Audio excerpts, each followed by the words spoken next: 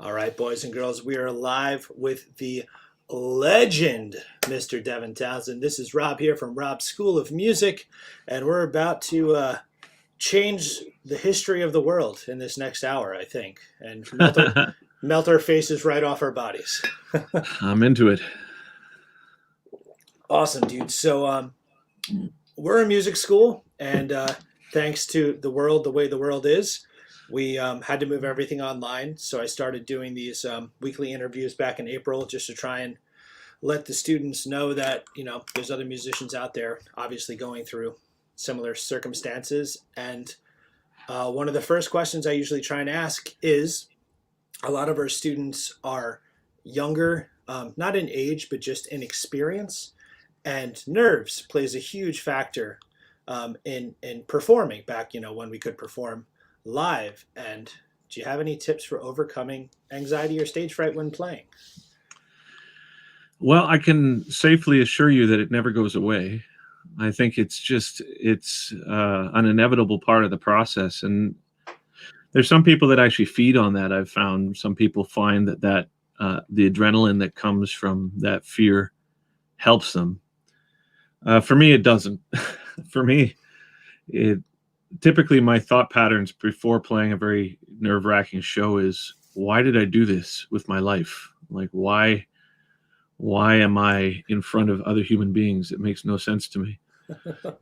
But it's like that old adage where you have survived all the days of your life up to this point, specifically the ones that you didn't think you were going to survive. And live performance is very similar to that. You think that there's no way you can do it. You think there's no way that you're not going to be able to perform without screwing it up or whatever. But you do. You go out there and you do it. And also with the knowledge that sometimes it goes wrong. Sometimes you have a bad show. Sometimes you have all your worst fears are realized when you're on stage. But the real progress that I think that I've made as a performer and as a musician is getting over that. Like if you feel like you've humiliated yourself, just getting back up on your feet is almost the indicator that you're capable of some degree of success. I like that. I like that very much. That's actually probably the realest answer that I've gotten to that question thus far. So that's definitely something that we can all learn from. Anybody who tells you that they aren't nervous are either sociopathic or lying. Yes, I agree with you. So what started your journey? Was there a record or a live show you saw or something that you're like, ooh, that's what I want to do? I don't think it was the formulation of why I do this. I don't think happened in a particularly typical way. There's no one instance. There was a few little things. Like I remember being in grade school and there was a group of musicians that came to our elementary school. I was in grade 3 or 4 and they showed what an electric guitar did or what a bass did. And that piqued my interest. And after school, like the Monkees are on TV and that was kind of a thing, musical family, etc. But for me, I think I came from a family that was very loving, but emotionally, we kind of kept it to ourselves. Like overt displays of emotion, whether or not that was anger or really anything, were not frowned upon, but it was embarrassing for people. It's kind of the British way of being, I guess, and at least back then. And being somebody that has always been, since as far back as I can remember, highly sensitive and very intimately wired to perceive stimulus, that lack of an outlet for those emotional things was very difficult. And I found that there was one socially acceptable way of expressing myself, and that was through music, like through singing or through playing. So it became a loophole, and my all that sensitivity or whatever that I felt I needed to express came out through music, and people were encouraging of it rather than the shutting it down. And so everything kind of got hardwired to that, I guess.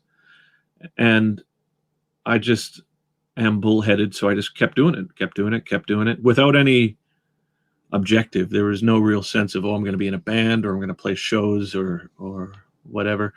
I was actually going to go to university. I got a scholarship for music, but I decided to go wash dishes instead because I felt that I should pursue being in a band, and even that decision was not with any foresight. It was just happened.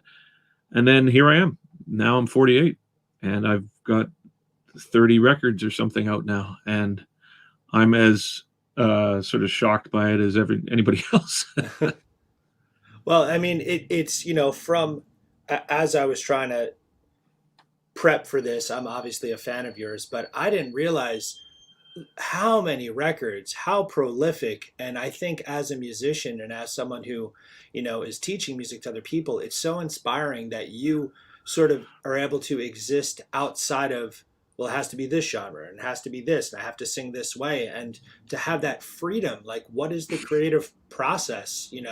How do you say this song's going to be this project, this song's going to be that? Well, I guess it's the best way to start that answer is to say I was never, like a hip kid. I mean, I had buddies and everything, but I was, never part of the in crowd, so to speak. And so the benefit of that is that I never felt like there were parameters to what was acceptable or not.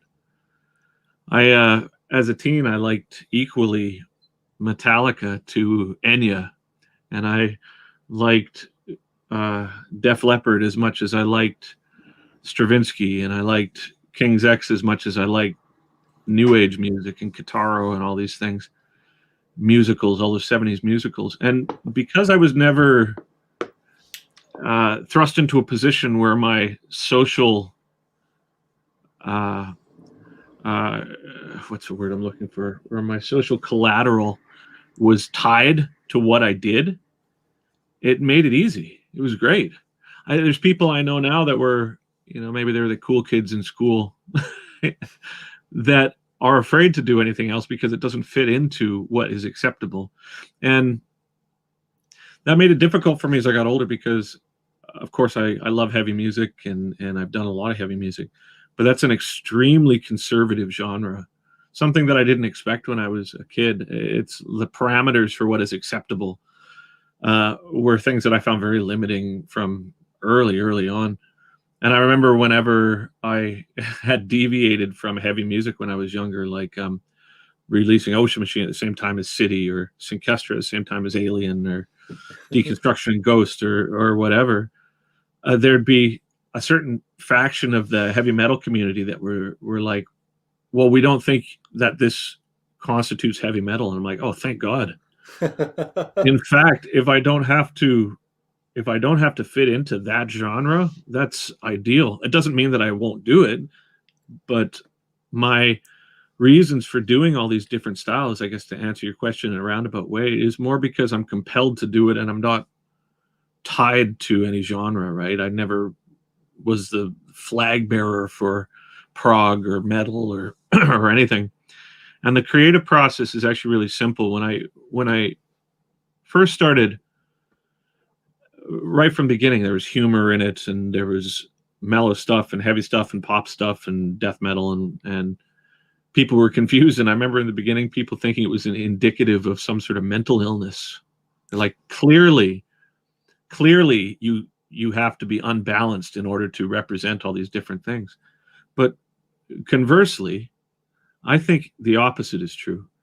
I think that if somebody does one thing to the exclusion of everything else, that is representative of an imbalance to me. It's the equivalent of someone saying, for every meal, I'm going to eat steak. Yeah. For breakfast, I'll have a steak, and lunch, I'll have steak, and a snack, I'll have meat. And then, sometimes after a while, you're like, God, I'd do anything for some granola and a salad. And music's the same. So I'll do one thing, and then once I'm done with it, I usually invest so much time and effort into the creation of it that when it's finished, I'm sick of it. And so what I do next is often the opposite, not because of any reason other than, man, I'm done with that. Holy cow, that took up way too much real estate in my head, right? Yeah, I think that is, something we pride ourselves on here at this school is if someone comes in and they say they want to play Metallica, I say, okay, but we're going to learn jazz too. If they want to play pop, okay, well, we're going to learn funk. Like I try and keep everyone well-rounded because exactly that. Why limit yourself to just one thing? There's lots of colors in the rainbow. Why not exploit all of them? However, I would also throw this into the pot that I don't know if it's necessary. You know what I mean? I guess it depends on what your objective is. And I'm not talking about the school. I'm not talking about you. I'm just talking about me. I've had enough success to have, a cool little studio here, and married and kids and all these sorts of things, and I make a living and all that. But you look at a band like AC/DC, who have been doing, in one way or another, the same record for 50 years, Yeah. and they are one of the most successful musical enterprises of all times. So I guess if your intention is to make money, I would maybe suggest not listening to me. No, man, I think you're spot on because I think exactly the analogy with eating the same thing every day, that would get very, It'd make very me old. crazy. Yeah. And I'd be so weirded out by somebody that was just like, what, you're gonna eat fish? But dude, you've just had steak for the past 6 months. Yeah, well, that's what I do. My trip is invested in, I'm the steak guy. I don't know, man. I think that's perfect. Make a wide berth. When it comes to you have an amazing signature guitar, you have the pickups. When you're part of that process, like what are the steps involved in that, or is it literally here's a demo one, oh no, change the wood, oh no, change this, and you have that Evertune bridge, which I can't understand, but cool stuff going on there. What's that process like? First off, I'm stuck on this thought. Why don't you understand the Evertune? I don't. I watched a video of you explaining it, and I still don't, because in the video you're saying that you use like not incredibly heavy strings, but even with a lower tuning, it's still okay, and that I don't understand how that works. Basically, sorry, I got this horrible cold. It's not horrible. It's just cold. It's the way that pitch is established on a guitar string is tension, right? And there's a series of springs in the body that is connected to the Evertune bridge that with an Allen key, once you get it in tune, you basically lock it so that tension on that spring is locked in. So if you bend it, the spring goes like this. And then when you let it go, it goes like this. If the neck warps, if the wood changes it with humidity, and then the spring might go like this. But because it's locked in, that spring maintains the tension on the string. And the result is ultimately your guitar, you never have to tune it. It's like, but you can still bend it because of the function of it is past a certain threshold of tension.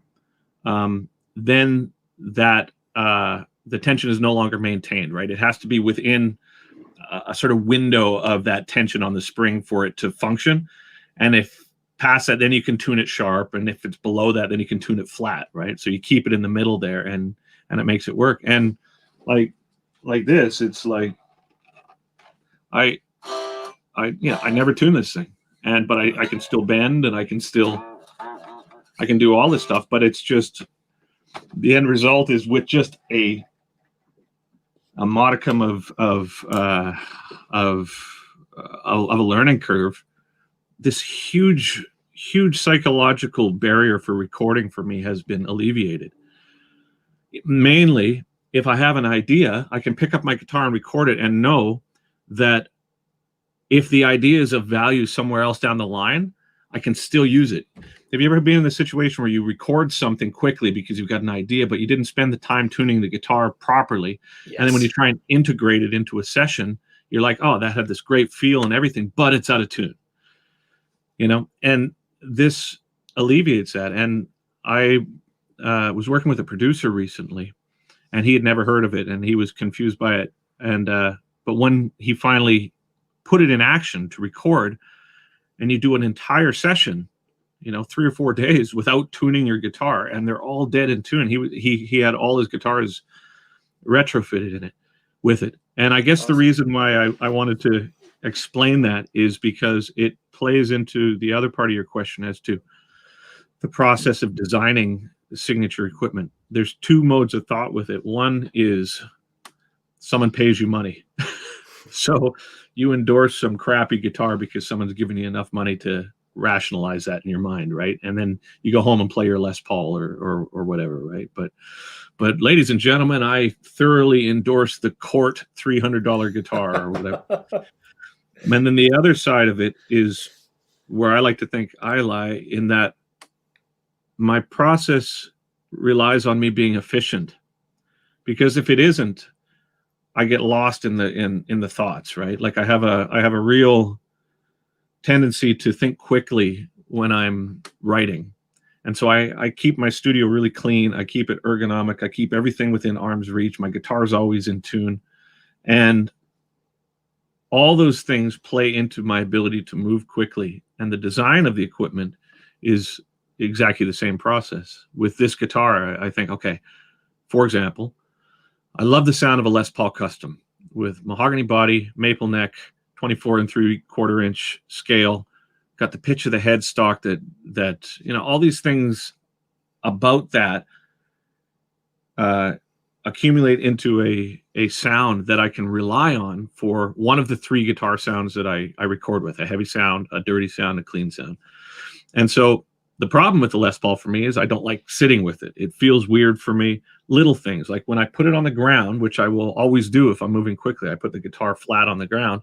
The pitch of the headstock is such that the joint between the body and the neck is off the ground. And I snapped 2 guitars in my life by accidentally stepping on it. So with this, it's like, okay, how do I get that sound? But how do we avoid those things? So, I made it that the pitch of the headstock was such that it had the sound, yet the body was thick enough that when I lie it on the ground, there's like 2 millimeters of clearance with the headstock. The pickups, I know that I like EMG 81 for a certain sound, but I know that I like a low gain single coil for a clean sound. However, I don't like being out of tune when I'm on tour. I don't want to put an Evertune into an old Fender. So the Fishman, I chose to do that product with them because they said we can give you 2 distinct sounds in one pickup. And so I went to Boston and I worked on it. I drive people crazy with my obsessive nature when it comes to these things. Like the Framus guitar, it took us 10 modifications to get it right. But when it's right, because there is a goal in mind, now it works. It's perfect. It's perfect for me. When I want to record a certain guitar sound, that guitar is exactly what I need. I don't want to play a Les Paul. I don't want to play a Jackson or anything. I want to play that. And so my design process with anything that I work with is it needs to fill a niche that currently no product exists in for me. Cool. Very cool. It's funny you say that in terms of people will push things that they're not really a fan of. I've been working with PRS guitars since 2008 or so, and those are the guitars I actually play, and those are the guitars at the school for people to use, and I feel so prideful to have something that I love to work with. You definitely flip through your Guitar Player, Guitar World magazine, and you can certainly see musicians hawking something that you have to think for a second. Is that really what they're using? So, yeah, and I mean, but at the same time, I guess everybody's got to eat, right? 100%. I did. Hey, no shame in the game, but it's definitely we're hip to it. Let's talk about your voice for a second. Your voice, the range and the power. In these interviews, I've spoken to many guitar players because I'm a guitar player by trade, a handful of drummers, but very few people that sing with the power that you do, what sort of routine do you like? Say it's show day, like is it tea? Is it the sleep? Are you steaming? Well, I should be. um, Singing is a conundrum for me because I never really wanted to be a singer.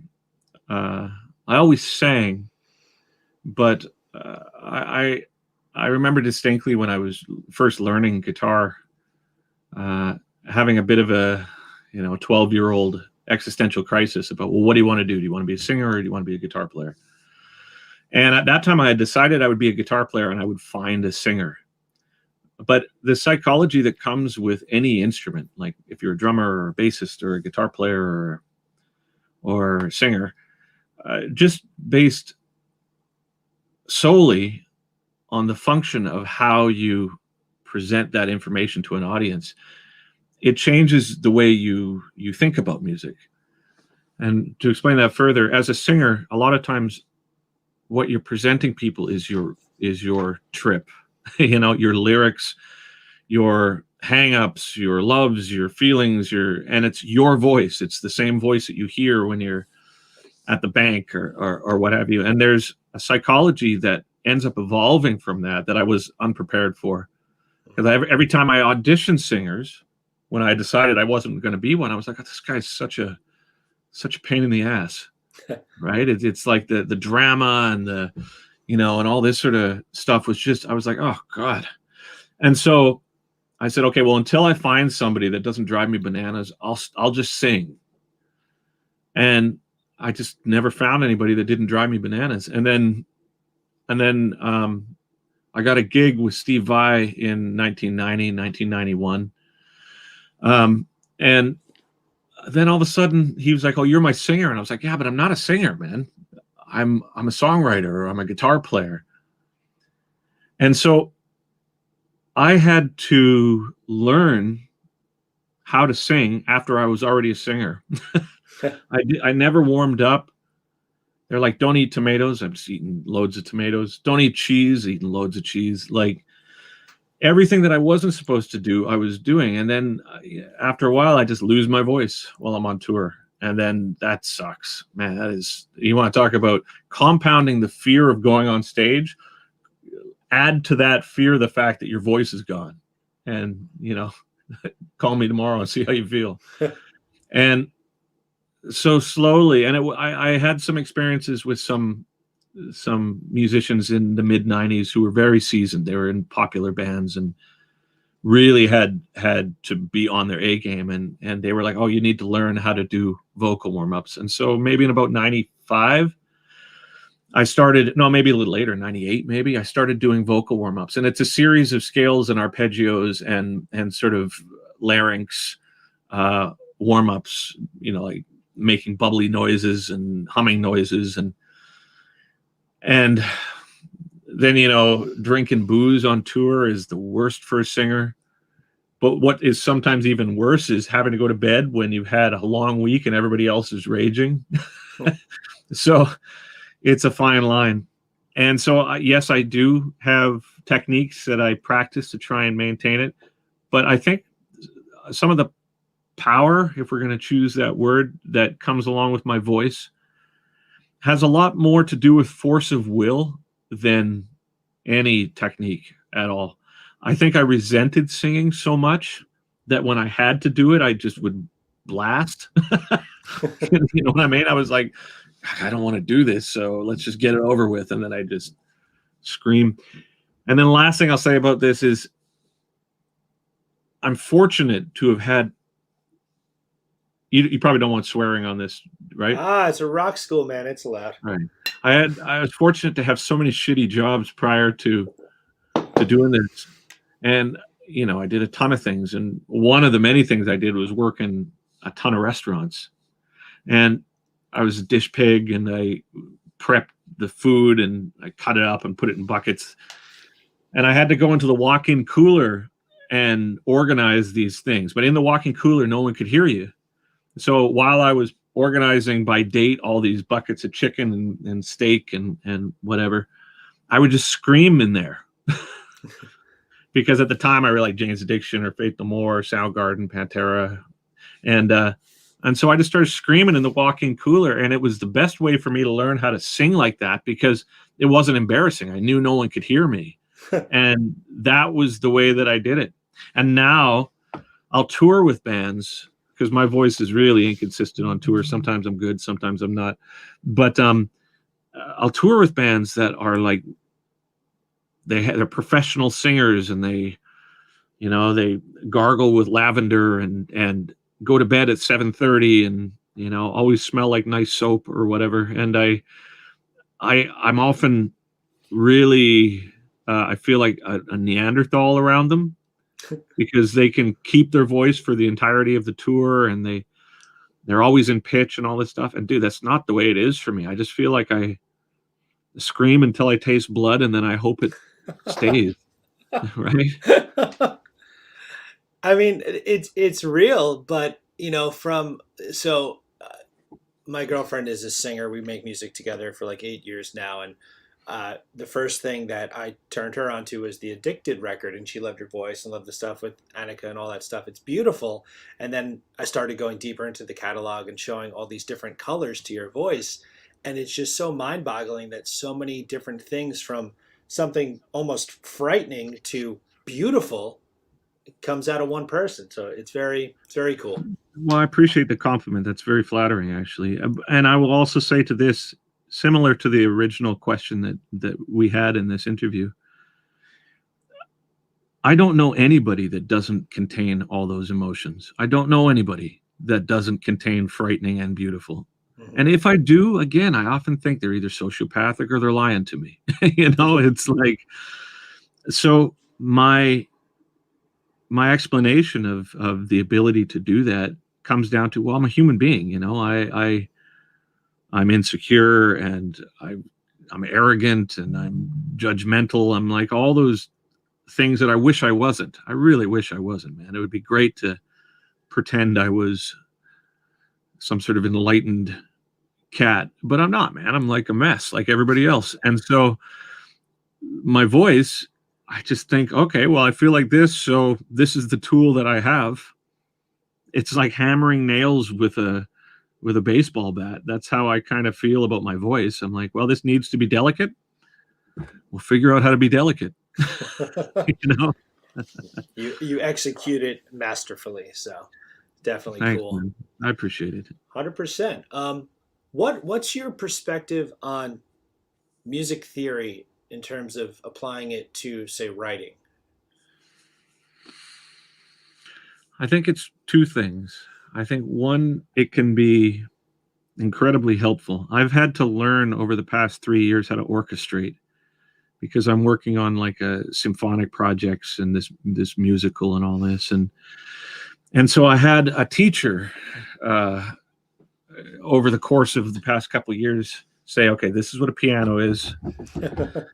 This is where the viola's voice exists. This is where the first violin, this is where the second violin, this is where the cello, this is where the double bass, this is where the piccolo, or this is where the flute, this is where the woodwinds. It's like, and the range in which that functions, and the intervals that you choose and how they line up and how the tonality of it, it's like, it was so frustrating at first because I didn't know theory. I mean, I knew high school theory. I played tuba all through high school just because it was obnoxious, right? Not because I wanted to be a tuba player. It was funny, right? And so I knew enough about sharps and flats and rests and circle of fifths and all these things to pass elementary school music theory, but I never applied that to anything that I did. In fact, I started playing in open C tuning at such an early stage that when I went to jam with people and they say, oh, it's in A, I was like, oh, I don't know where A is or anything. So I have functioned up to the last 4 years with completely rudimentary music knowledge. But by learning and going to school essentially for orchestration, I put this keyboard here and I've labeled all the keys, right? So it's A, B, C, D, and I've got a blue circle on every C. And so it's like I started from the beginning, and then I started learning about which intervals and how that interacts with each other, and how the vibratory qualities of this instrument, maybe make a seventh sound really messed up. And the downside of that is oftentimes you can second guess your intuition with too much theory. You end up, and this is the best example of this for me. I work with choirs often. And on Empath, the last record I did, I had this absolutely monstrously wonderful choir, the Electro Women's Choir, based out of Vancouver. And we had agreed that they would participate in the record. And I had to work with an orchestrator, and I had to say, listen, here's my MIDI. Here's all my voices doing the parts. This is what I want the choir to sing. What I would appreciate is if you take this, deconstruct the session, and then score it, because I can't write those notes, but this is what I want it to sound like. And I went over to his place one night, and he said, there's this one part here that doesn't musically make sense. And I was like, yeah, but it's right. And he goes, yeah, but it doesn't make sense. And I was like, yeah, but dude, it's right. He says, okay, but listen, if that voice here is doing that, then that note there is dissonant with that voice. I'm like, yeah, and that creates the effect that we're looking for. And it took me a while for that explanation to make sense for him. And what had to happen is I had to say, listen, just do it.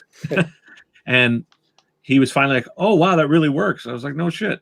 And it was the reason why it worked is because my objective was not to be musically accurate, but to follow an impression that I was hoping that the music would give to the listener. And that impression was claustrophobic. It goes like this. It's a crescendo, it's a crescendo, it's a crescendo. By the end, it turns to chaos and then resolves. And the chaos was important for me, that those particular dissonant notes crested at that particular time. And he was actually very interesting after that. He was like, I stand corrected on that. I didn't recognize, and I think he had even said in regards to his own theoretical knowledge, that stepping outside of those boundaries can have really practical uses. So it's two things. It's good to know so you can communicate with people, but it also can be an impediment if you view music as a stagnant right and wrong kind of thing, right? Yeah, 1,000%. I couldn't agree more. One of my favorite lessons we have a bunch of teachers who work for me, but one of the lessons I pride myself on is the one where I tell everyone that there aren't any wrong notes. And that kind of blows everyone's mind. But if you put the wrong note in the right place, or put the two right notes next to that wrong note and get out of there before it's two, you can make that note work. And I think that's so liberating once you get outside of those parameters of, again, right and wrong. There's a lot of gray in the middle there, I think. That's why I like echo, because if you make a really wrong note with echo on it, it sounds intentional. Yeah. Yes. All right. So let's see, which direction do we want to go? Let's do, has anything ever gone super wrong? And I'm sure as a musician that happens, but something that was like, that stands out, or something like really crazy that happened at a gig.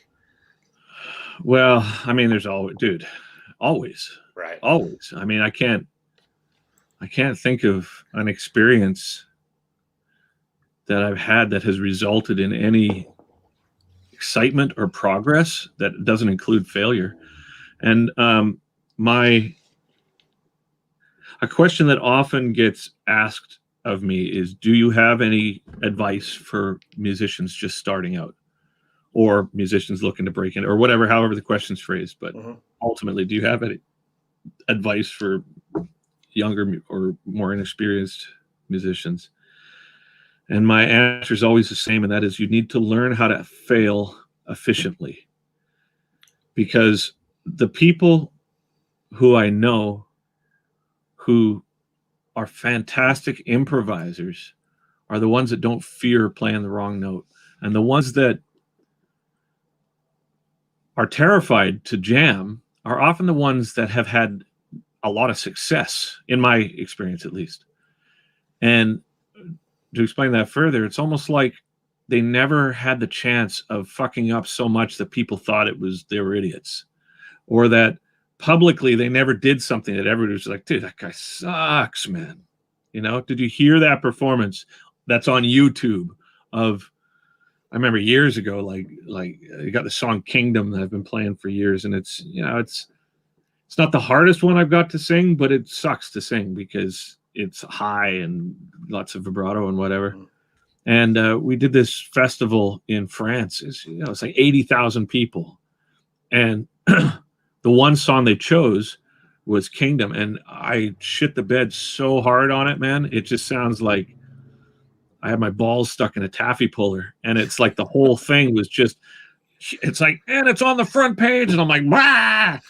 And I remember thinking, you know, there's all these people that see maybe some of the stuff I do online, like there's the EMG version, and there's all these other versions of Kingdom that are like pretty good, but those are not the same situation. It's not like you had no sleep and it was dusty and you're nervous and everything. It's like, no, they fed you and then they give you 3 takes and then you get to do it right and mix it yourself, right? And this wasn't that. And I remember thinking after that, it's like, oh God, how can I ever live this down? No one's ever going to give me an opportunity like that again because I suck so hard. But that becomes this weird trap as well. It's like we get so used to residing in our insecurity and in our self-pity and in our pain and anger and judgmental nature that in absence of it, it's like our identity goes away and we're super uncomfortable with it. So it becomes this devil that we know to sit there after you've screwed something up and be like, oh, I suck. Oh, I suck. Oh, I can't believe I did that. Oh, I suck. I suck. As opposed to, yeah, dude, it sucked for sure. But next. And if you can learn to do that, there's a huge amount of growth that comes from that, huge amount. In fact, a lot of the people that I continue to work with, because I've worked with so many musicians, and a lot of them go by the wayside for a number of reasons. It's not just this, you know, either personality or just outgrow each other or whatever. But the people that I stick with typically are the ones that have fucked up colossally, but keep going, you know, like recognize that that was a mistake, either apologize for it or figure out a way for it not to happen again and just try again. No one who's achieved any level of success hasn't done that. And I think a lot of times we're so afraid of looking like an idiot, specifically with the internet and all this stuff now, that people are terrified to fail. But if you can learn to do it, that's the biggest piece of advice I can give you. I like that a lot. I like that very much. One of the stories that I kind of tell people, because a lot of the students know, you know, the school is Rob's School of Music, and I'm Rob, so it's kind of built into the title, you know. But my musical career had many ups and downs. My family owned a restaurant 10 years ago that didn't work because of the failure is definitely part of the process. So that's tremendous advice.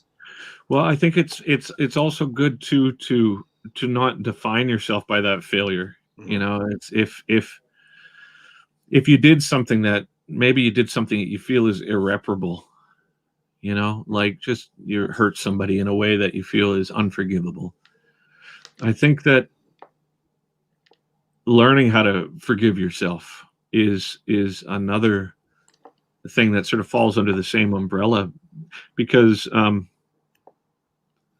one else is going to do it. You know, it's like some people will take them down. They've done something. That's it for their life. You know, they just live in that failure for eternity, and it defines them. It's like what Ace Ventura, laces out, you know, like that whole thing.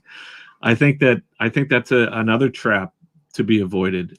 No one cares, and if they do, they only care for a week, just long enough to make you feel like shit, and then they move on to something else, right? And then you come back and they forget. Like, oh, hey, it's good to see you again. You're like, oh man, I thought I could never show my face after that performance. They're just like, what? Oh, right. Oh gosh, you think we've been thinking about that? God, we stopped thinking about that 2 days after it was done. You know, that's very, very true. You talked about you got to mix it. Production, your production is fantastic. What software are you using? Is it Pro Tools, Logic, Ableton? Yes, all three. Yeah, I use Pro Tools as my main DAW for mixing and tracking. I use Logic for orchestral work, and uh, just kind of musical loop-based things. And I use Ableton. I got the Push, and I really think that's a cool unit. And I sort of go between. So the home base is always Pro Tools, but I do submixes. So I'll export my current work to 0. Then I have a folder in that songs folder that says Pro Tools, Ableton, Logic, or what have you. And in each one of those is mixes for Logic, mixes for Ableton. And then I make a session under each one of those folders that is the same tempo that I just keep replacing that submix in. And then if I, for example, want to do MIDI-based orchestral work with the Spitfire libraries or the Cinesamples libraries or any of those things, Logic is just a much more efficient platform for me for that. Like the MIDI implementation is really cool, and I really love the retroactive record function. I like that you can modify your keystrokes to your own work. And having that compartmentalized, so when I'm in Logic, I'm like, this is what I do in Logic. I don't track vocals in Logic. I don't track guitars in Logic. I do symphonic stuff, and I do loop-based stuff in this.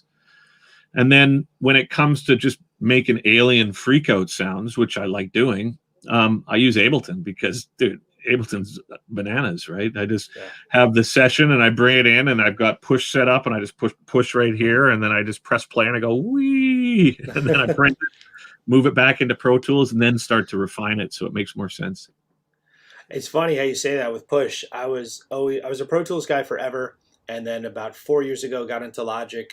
I use that as my main for everything, but I won't record vocals into it. I still like the editing, just vocals into Pro Tools better. But during the quarantine and this whole 8-month saga, I picked up the Push and Ableton, and it's a whole nother world of coolness. So much fun, man. Yeah, so much fun. It's a big learning curve, and I mean, I find that I know Ableton the least of them all. At one time, I was actually much better at Ableton than I am now, but I find that at least back when I started using it at 3, like Live 3, and the sound quality was really weird. It was like kind of cheap sounding in a weird way, the way that it processed it. And so I stepped away from it for a while and only use it for having fun. And that's basically what it remains as for me. And Logic is, I mean, I love Logic. I think Logic X is an incredible program, but there's a bunch of stuff about it that really frustrates me too. There's a bunch of the editing functions that, and it's not that they're bad at all. It's just my muscle memory. I can rage in Pro Tools, man. I'm so fast at it that when I'm in Logic, even though I'm getting better at it, and I'm constantly surprised at how cool it is and the new things that and the price is awesome. Mm-hmm. But I'll be working and I'm like, oh, I can't think fast enough. I'm having to like, there's no muscle memory here. I'm having to like, oh God, okay, how do I do that again? Shit, what's the, you know what I mean? Whereas with Pro Tools, I can just be like, bang, bang, bang, bang, bang, bang, bang, you know? Yeah, I completely agree with that. Yeah. From my experiences as well. When it comes to recording your guitars, is it using an Axe Effects? Are you miking up amps? What is that process?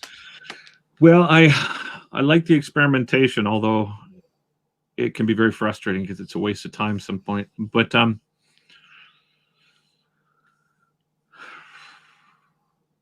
I'd say a little of everything, but primarily Axe Effects 3. So I've got the Kemper, I've got the Helix, I've got Axe Effects 3, Axe Effects 2. I've got the Torpedo that if I need to use an amp. I've got a couple of old amps. You know, I've got this old 1950s Fender Champ that's really nice. But I work so closely with Matt Picone and the Fractal crew that everything that you've heard on any record of mine since 2009 has been Axe Effects. There's been 1 or 2 overdubs that I might beef something up with an impulse response that I got from a buddy for the Kemper, but it's got a different low end and I don't dig it. And I use the Helix. Actually, I use the Helix a lot, a ton actually, but not for guitar sounds. It's really a musical unit that has interesting, strange ways of making loops for me, but I don't like the sound of it nearly as much for like a Fender or a Mesa or a Marshall. And on Ampath, I rented a studio and spent 3 days with, I brought in 12 cabs, vintage cabs, new cabs. I had 12 different heads. I had all these boutique things. We had Soldanos and Bogners and Mesas and modified Marshalls and EVH, just everything, because I was convinced that the sounds that I wanted to get, I was convinced that I was like phoning it in with the Fractal. I was like, there's clearly it can be better. So I went to the best studio in town, big SSL board. We spent all like the first day and a half just finding the opportune points for the microphones, like to the best of my ability. I got 12 of the best amps and cabs set up as I could. And we recorded these sounds. And I said, let's record a DI as well, just to be careful. And this is what I found from it, is that the music that I write is so dense that big sound that I got with the analog amp, by the time I fit it into the mix, I had to do high and low pass so much that all that was left was this unmusical mid-range. So I reamped it all through the Axe effects after all of that. But I did it a little different in that I went to a kind of famous producer's place with the Axe effects, and I said, let's run the Axe effects into a power amp, into a vintage cab. Let's make an IR of just the cab, but use the preamp in the Axe effects for our sound source. So as opposed to trying to replicate an amplifier, the preamp is the Axe effects. Wow. And we just mic'd up this cab and got the most kick-ass sound that we could using the Axe effects as a preamp, made an IR of it that now I use for everything. And honestly, the Axe effect sounds so much better than any amp that I use. Yeah, but sorry, I cut you off. I'm sorry. Well, I was just going to say, someone told me the other day, they say, oh, you always are, in the midst of some sort of existential thing. And, they said you should, I've never gone through that, and as a result, I'm happy. And I was thinking, yeah, but I don't want that happiness. The happiness that I want is a result of having found out for myself. And that's how I did the amplifier thing. Now I'm fine with the Axe effects, but prior to going through that experience, I was convinced I was missing out on something. I agree. I can't even, like, it's so crazy, some of the things you're saying, because it's like in my own head. Over the course of all the different guitar players I've gotten to talk to throughout this, that's one of the constant internal dilemmas of, well, yeah, modeling can do this, this, and that, but it's not a real amp, And I was in that headspace for so long, and I tried the Helix, I tried a Kemper, and then I got the Axe FX 3. Yeah. And I run it through a powered Friedman cabinet, and it is the best sounding amplifier I've played in my life. That's sick. Any sound I want, it feels like an amp. The way it responds to your play. Totally. Yeah, and it's. I'm really glad to have had that experience as well, because it's Luke Skywalker going back into the forest, and Yoda's just like, hey, you're not gonna dig what you find. And you're like, but I need to know. That's how I felt about amps versus Axe effects, and I ended up spending like $3,000 just to realize that I already had what I was looking for. Well, thank you for doing that work for all of us, because now we know. I doubt that anybody will take my word for it, but take my word for it. I believe it. So my two closing things. One is like a rapid fire series of questions, and the other one we'll start with, if you had to assemble a super group of other musicians, living or dead, you can play with them or not, it doesn't matter. 5 other guys, 4 other guys or girls, who would you pick? My first thought is no one, but that's just because I find most of the time the social implications of being with people to be really trying. Yeah, remove any bullshit just on talent alone. You don't have to talk to him. Hmm. Gosh, I don't know, man. I got to play with most of the people that I really wanted to play with. That's cool. I I would always choose my friends, I think. Yeah. You know, I've got one or two friends in bands. I mean, I've toured for years, but I've only got like one or two people that are like friends. After all that touring, there's only like one or two people. So I would choose them, but uh yeah, man. Sorry, this is a question that you've just stumped me with. That's okay. I mean that the initial answer was kind of an answer in itself. So Mm. it's a complicated question. I that question. I'm sorry. No, I was just going to say most of the time when people talk about supergroups, they assume that you get a bunch of people who have had a vision together Right. and they think it's going to work. Like, oh, we'll get John Bonham and Jimi Hendrix, and but at the end of the day, a lot of the reason why these bands existed in the form that they did is there was some sort of unspoken hierarchy between these people in that they filled in peaks and valleys in each other's personalities that created something. So I've gotten offered on a number of occasions from other musicians in my field or peers or whatever. Well, we should do this quote unquote super group, which is ultimately just this lower mid tier jerk off fest, right? But I think to myself, yeah, but we all do our own projects. What are we going to say to each other? We're either going to be so polite with each other that we're going to have a bunch of mediocre material, or we're going to kill each other. You know, like the reason why I can function the way that I do is because I have control over it. Mm-hmm. And in any situation that I've been in where we jam and create wonderful things as a result of me being part of a collective, it's because we're buddies. Right. You know, and I find that I've been able to have jams, brilliant to me, musical jams with people who are my friends and not the best musicians in the world. And those jams are infinitely better than me trying to jam with established musicians because everybody's kind of got this thing. Everybody's either got their nose out of joint or they don't want to jam or somebody's afraid to say something and talk over the other person. And so that's the reason why it's a complicated question for me. I think it would, my roundabout answer is I would play bass in a really simple band with a bunch of people that didn't have drama. Yeah. I dig it. I totally dig it. I've had many of falling outs over people for various ego things, and currently the project that I'm doing is in a similar vein where there isn't any struggle. So it definitely makes sense to me. Well, and I know that I'm a liability too. Yeah, there's people that I like to think, oh, I don't want any drama, but dude, man, I'm a hard guy to be in the band with, you know. So I think to myself, well, I wouldn't really want to be in a band with me. You know, I'm a pain in the ass. I dig it, man. I do.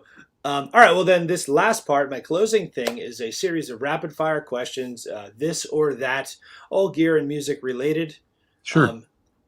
When I was asking these questions, about a month or so ago, I always had to preface it that it was going to be nothing political or in that vein because when a series of questions, everyone would kind of chap up a bit. But no, gear, music, Okay, fun. sure. Yeah. All right. So, humbucker or single coil? Single coil. Nice. All right. Les Paul or Strat? Strat. Strat or Telly? Telly. Les Paul or SG? Les Paul. P bass or jazz bass? P bass. Cool. Martin or Taylor acoustic? Martin. Fender or Marshall amplifier? Fender. Oh, you're great at these. Just let them go. Cool. All right. Effects. Delay or reverb? Delay. Fuzz or overdrive? Overdrive. Phaser or chorus? Phaser. That's the only one that's the definitive right answer. So we're good. Beatles or Stones? Beatles. John or Paul?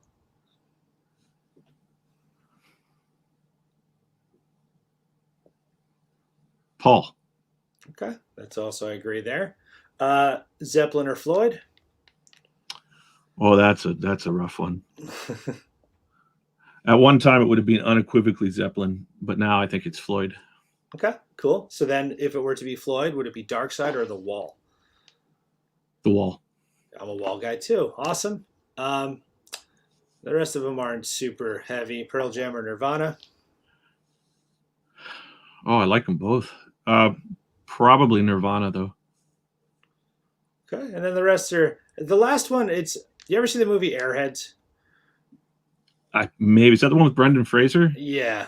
Yeah, I vaguely remember it. Yeah, that's Okay. like the one that's so hard to watch now because it's so 90s. Yes, so Yeah, 90s. yeah. That's honestly that's how I got turned on to PRS Guitars was that movie because that's what Oh, he yeah. requests. Yeah, but there's a line in the movie where they're asking him and the cop says to him, "Lemmy or God," and then it's Lemmy is God. But Lemmy is good. Yeah. yeah. I don't know about that. Yeah, no one seems to get. I really like. Honestly, I'm deleting that question right now from the list because it just doesn't land very well. What, Lemmy or God? Yeah. Oh, God, for sure. Oh my God, kidding me? Like, you know what I mean? Like I would. I saw the Lemmy thing where he's talking about having a tryst with a woman with his son, and I remember thinking like, oh. Some lines shouldn't be crossed. Yeah, when you think about whatever your concept of God is, if it's a man with a beard, or if it's just the overarching energy that is everything, which is how I would certainly perceive it. Right. Yeah, man, Lemmy can have his tryst with his son for as long as he wants. That being said, Motorhead is one of my favorite bands ever. So. Yeah, they are fantastic, man. Oh It's funny how like when you take the person out of the equation or the equation out of the person, like music is music, and I think that's like my main point in doing these. And thank you so much for your time. You're so welcome. It's a crazy time of the year and the world and such, but I've got friends. I've got a ton of friends that worked with Motorhead. I've got a ton of friends that toured with Motorhead.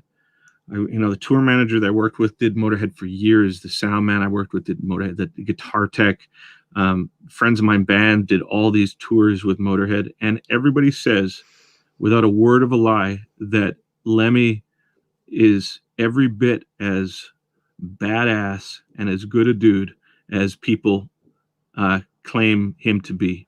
And I think that I did a couple of festivals with them, but I never talked to him. But knowing the crew and everything, sometimes you can tell a lot about a band by talking to the crew. Like when the conversation of their employer comes up, they either shut down or they start looking at their shoes and you're like, oh, he's one of those. But with them, everybody was super, super protective of him in a way that made me feel that they all were like, I'd do anything for this guy. And I think the reason why they felt that way is because there was zero bullshit with him. He was just who he was with all the ups and downs, like at every minute of the day. And I think any one of us, that's an awesome thing to strive for. We can only hope to get to that point. But at the same time, maybe you'd have to be banging people with him, which would be heavy. Yeah. Yeah. I draw the line, and my lines are pretty transparent, but that's one I may draw. Yeah, I don't know. I'm joking, obviously. I don't know anything about it, but no, I hear that he was one of the greatest people ever, and I'm glad because now when I listen to it, I'm like, yeah, he's still awesome. Right. Yeah. Awesome, dude. Well, that's our time, and I just thank you so much for the music and being inspiring and just your humor. I didn't even get into that, man. You're a funny guy, and that's so cool when music, when it's not always black jackets and sunglasses and it's a defense mechanism, though. I'm reasonably confident that that's what it is, but I appreciate it nonetheless. Well, I think you're awesome. So thanks, man. You too, buddy. And good luck with the school. And I think it's really cool what you're doing. And to anybody watching this, good luck and give Rob a high five. And I'll see you guys around. Awesome, brother. Thank you so much. Stay safe. Enjoy the rest of the year, and hopefully good things are to come. You're welcome, buddy. Have a good one. You too. Be well. Bye bye. Yeah.